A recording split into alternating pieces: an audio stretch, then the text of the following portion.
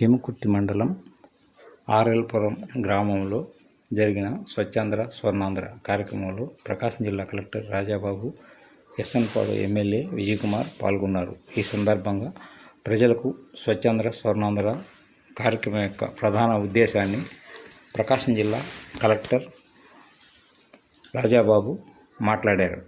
ప్రతి ఒక్క కుటుంబానికి కూడా అవగాహన రావాలని చెప్పేసి క్లీన్గా ఉండటం అనేది చాలా ముఖ్యం. ఆ ఊరికి కానీ ఆ కుటుంబానికి కానీ ఒక ఆత్మగౌరవానికి సంబంధించినటువంటి అంశం.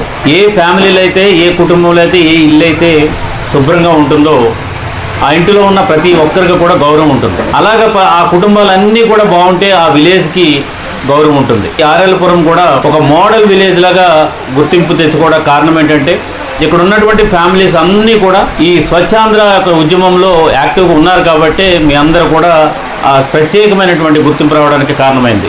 డ్రైనేజీ అన్ని సరిగా క్లీన్ చేయకపోతే వర్షాకాలం డెంగ్యూ ఇలాంటి ఫీవర్స్ వస్తూ ఉన్నాయి. అందుకని హెల్త్ విధంగా కూడా ఇవన్నీ బాగుండాలంటే ఈ స్వచ్ఛాంధ్ర అనేది చాలా ముఖ్యం.